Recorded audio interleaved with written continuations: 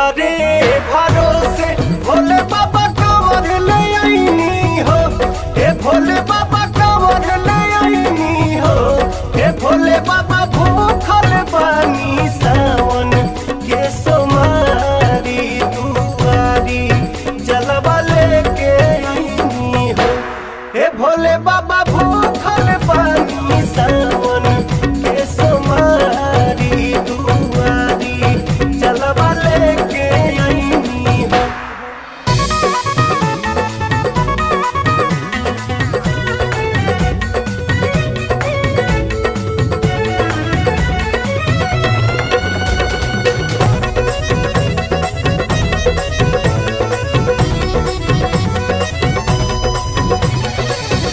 लोभी